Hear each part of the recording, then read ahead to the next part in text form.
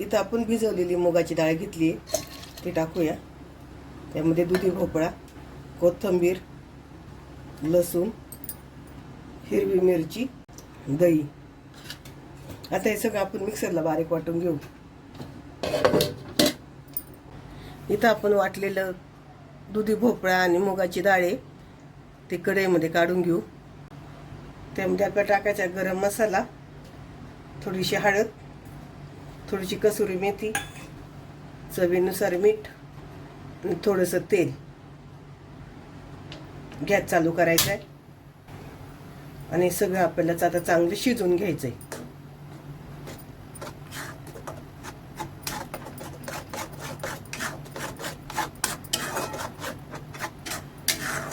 आपल्याला गोळा होईल इथपर्यंत चांगलं शिजवायचं आहे. पटकन घट्ट होतं हे. एकसारखं असं मिक्स करत राहायचं, नाही तर मग त्याच्या गुठळ्या होतील. चला आता मी शिजल्यावर तुम्हाला नंतर दाखवते. इथं आपलं मिश्रण चांगलं घट्ट झालंय. आता याच्यावर झाकण ठेवून बारीक गॅसवर 2-3 मिनिटं शिजूया. झाकण काढूया. आपण झाकण काढले. मिक्स करून घेऊ.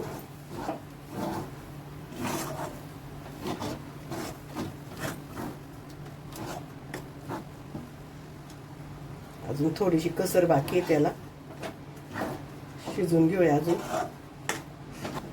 इथे आपले शिजून झाले. छान असा गोळा तयार झालाय. गॅस बंद करू. इथे आपण एक प्लेट घेतली, त्यामध्ये थोडंसं तेल ओतायचं, अगदी थोडंसं, आणि प्लेटला लावून घ्यायचं सगळीकडून. इथे आपण प्लेटला तेल लावून घेतलंय. त्याच्यामध्ये जे आपण मिश्रण शिजवलं होतं ते टाकून घेऊया.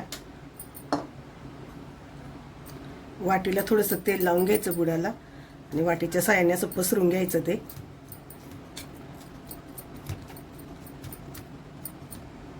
इथे वाटीच्या साहाय्याने आपण छान असं पसरून घेतले.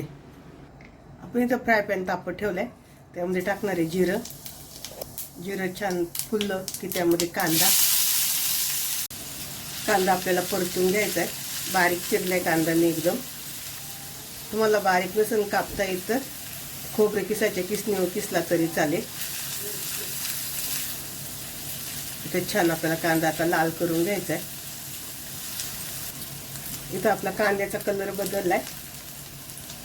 त्यामध्ये आलं लसूण किसलेलं टाकणार आहे मी. तुमच्या आलं लसणाची पेस्ट असली तर ती टाका. माझ्याकडे किसलेलं होतं म्हणून मी किसलेलं टाकते. परतून घेऊया. पहिलं आलं लसूण टाकलं ना की मग ते आपलं फ्राय पॅनला चिटकतं. त्यामुळे कांदा परतून झाला की त्यामध्ये टाकायचं आलं लसूण. मग आलं लसूण टाकलं लगेच खाली चिटकायला लागलं, त्यामुळे नंतर टाकायचा. त्यामध्ये टाकणारे टोमॅटोची पेस्ट मिक्सरला बारीक करून घेतले मी.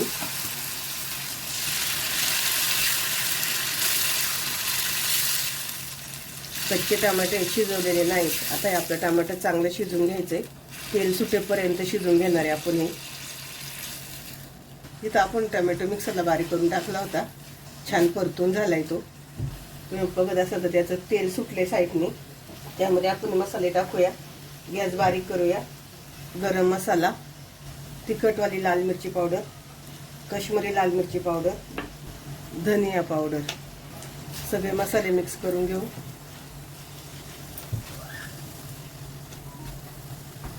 इथं आपले सगळे मसाले छान मिक्स झाले. त्यामध्ये ओतणारे थोडंसं गरम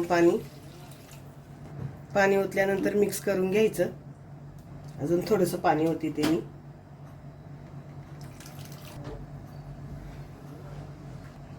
मिक्स करून झालं की त्यावर झाकण ठेवूया 2-3 मिनिटासाठी. 2-3 मिनिटं झालेत. झाकण काढूया. आपल्या ग्रेव्हीला तेल सुटायला लागले. त्यामध्ये आपल्याला मीठ टाकून घ्यायचे. चवीनुसार मीठ टाकून घ्या. मिक्स करायचे आणि परत एकदा झाकण ठेवायचे. इथं आपलं भोपळ्याचं आणि मूग डाळीचं जे मिश्रण होतं ते आपण थापून घेतलं होतं. त्याच्या वड्या पाडून घेऊया. थंड झाले पूर्ण. तुम्हाला पाहिजे ते आकारात वड्या पाडून घ्या. मी इथं चौकोनी वड्या पाडून घेते. तुम्हाला एक वडी काढून दाखवते.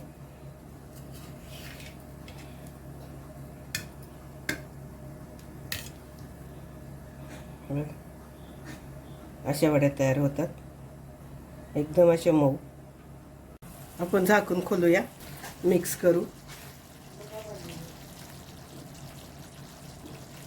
छान असं आपल्या ग्रेव्हीला तेल सुटले सगळीकडून. त्यामध्ये टाकणारे बटर आणि त्यामध्ये टाकणारी क्रीम मिक्स करून घेऊ. क्रीम टाकलं आपण, छान मिक्स करून घेतले. इथं मी गॅस बारीक केलाय. दुधी भोपळ्याचे केलेले आपण मिश्रण त्याचे काप टाकून घेतले. मिक्स करून घेऊया सगळीकडून आणि त्याच्यावर आपण परत 2 मिनिटासाठी झाकण ठेवून घेऊ. झाकण काढूया.